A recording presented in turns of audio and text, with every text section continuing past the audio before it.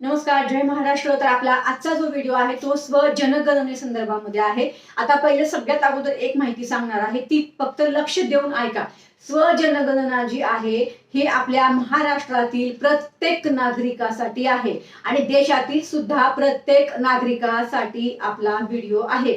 त्यामुळे असा विचार नका करू मला काय करायचंय स्वजनगणना करून, असं करू नका। हा व्हिडिओ माझा महाराष्ट्रातील आणि देशातील प्रत्येक व्यक्तीसाठी आहे की तुम्हाला स्वतःची स्वजनगणना कशा पद्धतीने करायची आहे। ऑनलाईन पोर्टलची लिंक पण दिलेली आहे, त्या पद्धतीने तुम्ही स्वजनगणना करून घ्या तुमची स्वतःची। आता स्वजनगणना कशी करायची आहे, तर ती जी स्वजनगणना आहे ते 1 मे ते 15 मे पर्यंत तुम्ही घर बसल्या तुमच्या लॅपटॉप वरून, फोन वरून तुम्ही तुमची जी आहे ते ऑनलाईन जनगणना करू शकणार आहात। आता ही स्वजनगणना कशी करायची आहे, तर सगळ्यात अगोदर तुम्हाला जे आहे त्या या लिंकवर तुम्हाला जायचं आहे। त्याची लिंक मी दिलेली आहे, लिंक त्याला कॉपी करून घ्या, स्क्रीनशॉट काढून घ्या आणि त्या पद्धतीने तुम्ही ते स्वजनगणना करून घ्यायची आहे। आता ह्याच्यामध्ये स्वजनगणना तुम्हाला कशी करायची आहे, तर सगळ्यात अगोदर त्या लिंकवर तुम्हाला लॉग इन करायचंय। लॉग इन केल्यानंतर तिथं राज्य निवडायचं आहे। राज्य निवडल्यानंतर तुम्हाला त्या ठिकाणी कुटुंब प्रमुखाचं नाव टाकायचं आहे, मोबाईल नंबर टाकायचा आहे आणि रजिस्ट्रेशन करून घ्यायचं आहे। तुम्हाला त्या ठिकाणी एक भाषा निवडायची। तर ही जी स्वजनगणना आहे ना, ही 16 भाषांमध्ये उपलब्ध आहे। तुम्ही कुठल्याही भाषेमध्ये स्वजनगणना करू शकणार आहात। याच्यामधले तुमची जी भाषा असेल त्या ठिकाणी तुम्हाला ती भाषा सिलेक्ट करायची आहे आणि त्या भाषेमध्ये तुम्ही तुमची स्वजनगणना करू शकणार आहात। आता ह्याच्यामध्ये जेव्हा तुम्ही भाषा निवडाल त्यानंतर तुम्हाला ओटीपी येणार आहे। ओटीपी आल्यानंतर तुम्हाला परत तो ओटीपी त्या ठिकाणी भरायचा आहे आणि तुम्हाला व्हेरिफिकेशन करून घ्यायचं आहे। तो आपल्याला सगळ्याला माहिती आहे की ओटीपी आल्यावर ओटीपी टाकायचा आणि व्हेरिफिकेशन करायचं। जेव्हा तुम्ही व्हेरिफिकेशन करणार आहात त्यानंतर तुम्हाला तुमच्या जिल्ह्याची किंवा तुमच्या शहराची माहिती भरायची आहे। म्हणजे तुम्ही कुठे राहता तिथे त्यांनी जे प्रश्न विचारले असतील ना, ती माहिती तुम्हाला तिथे भरायची आहे। तुमच्या जिल्ह्याची किंवा शहराची ती माहिती भरल्यानंतर तिथे एक लाल मार्क तुम्हाला दिसेल। तो लाल मार्क जो असेल ना, त्याला तुमच्या घराच्या लोकेशनवर तुम्हाला सेट करायचा आहे। आलं का लक्षात? तर तुमच्या घराच्या लोकेशनवर तुम्ही सेट केला, त्याच्यानंतर तुम्हाला खाली यायचंय।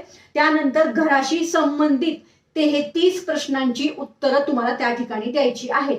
आता त्यांनी विचारलं असेल त्या ठिकाणी घरात किती मेंबर राहतात, फ्रीज आहे का, टीव्ही आहे का, वॉशिंग मशीन आहे का, 4 व्हीलर आहे का, 2 व्हीलर आहे का, घर स्वतःचं आहे का, घराची स्वच्छता, टॉयलेट, बाथरूम, सगळी माहिती। स्वजनगणना म्हणजे आपल्या घराशी आणि आपल्या संबंधित सगळी माहिती आपल्याला तिथे भरायची आहे, बरोबर। अशा 33 प्रश्नांची उत्तर तुम्हाला त्या ठिकाणी हो नाही म्हणून ते पूर्ण तिथे तुम्हाला द्यायची आहेत 33 प्रश्नांची उत्तर। त्यानंतर तुम्हाला खाली यायचं। खाली आल्यानंतर तुम्ही जेवढाही डेटा भरला असेल, तुम्ही सर्व माहिती भरला, त्यानंतर तुम्हाला डेटा प्रिव्ह्यू येईल। त्यानंतर तो डेटा जो असेल त्या डेटाचा प्रिव्ह्यू घ्यायचा आहे। आता प्रिव्ह्यू म्हणजे काय, तुम्ही जो डेटा भरलाय त्याची सगळी माहिती तुम्ही घ्यायची की तुम्ही सगळी माहिती जी आहे ते बरोबर भरली आहे ना, एकदा क्रॉस चेक करून घ्या। डेटा प्रिव्ह्यू झाल्यानंतर तुम्हाला तिथे फायनल सबमिट करायचं आहे। जेव्हा तुम्ही फायनल सबमिट करणार, फायनल सबमिट झाल्यानंतर तुम्हाला तिथे एसएडी आयडी येईल। त्या ठिकाणी तुम्हाला एक एसएडी आयडी येणार आहे। आता सगळ्यात महत्वाचा मुद्दा जो आहे तो आपला हाच आहे की आपल्याला एसएडी आयडी जो येणार आहे तो खूप महत्वाचा आहे, कारण आपली 1 मे ते 15 मे ऑनलाईन जे आहे ते ही जी स्वजनगणना आहे। आता जो एसएडी आयडी येणार आहे तो तुम्हाला कुणाला द्यायचा आहे, तर तो आयडी तुम्हाला जेव्हा तुमच्या घरी 16 मे ते 14 जून या दरम्यान, म्हणजे 16 मे ते 14 जून या दरम्यान आपल्याकडं जनगणना करण्यासाठी जे आहे ते अधिकारी येणार आहेत। जे अधिकारी या जनगणनेच्या अंतर्गत जे अधिकारी तुमच्या विभागामध्ये नेमले असतील तर ते अधिकारी तुमच्याकडे येणार आहेत। त्यांना तो एसएडी आयडी तुम्हाला द्यायचा आहे।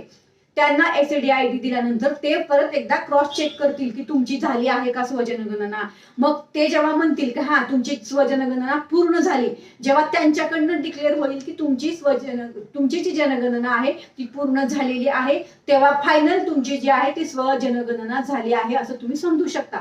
त्यामुळे जरी तुम्ही तुमची स्वतःची स्वजनगणना स्वतः केली असेल तरी सुद्धा जो तो एसएडी आयडी तुम्हाला जो येणार आहे तो खूप महत्वाचा आहे, तो जपून ठेवा। आणि जेव्हा संबंधित अधिकारी जनगणनेची तुमच्या घरी येतील तेव्हा त्यांना तो आयडी द्या आणि व्हेरिफिकेशन परत एकदा करून घ्या। हीच एक माहिती होती आपल्या स्वजनगणनेची। तर नक्कीच मला या ठिकाणी कमेंट जरूर करा, ही माहिती तुम्हाला माझी कशी वाटली मला कमेंट करा। त्याचबरोबर या व्हिडिओला आपल्या महाराष्ट्रातील प्रत्येक नागरिकांपर्यंत शेअर करा, कारण ही जी स्वजनगणना आहे किंवा ही जी आपली जनगणना आहे ही प्रत्येक व्यक्तीसाठी आहे, महाराष्ट्रातल्या पण आणि देशातल्या पण. आलं का लक्षात? त्यामुळे हा तुमच्यासाठी व्हिडिओ होता माझा. मला असं वाटतं ही माहिती तुम्हाला आवडली असेल तर नक्कीच इतर नागरिकांपर्यंत जरूर शेअर करा. त्याच्यामध्ये तुम्हाला कुठेही अडचण असेल तर नक्कीच मला कमेंट करा. तुमच्या प्रश्नांच्या उत्तरांवर मी व्हिडिओ लवकरच शेअर करते. चला तर मग परत भेटू. धन्यवाद. जय हिंद, जय महाराष्ट्र.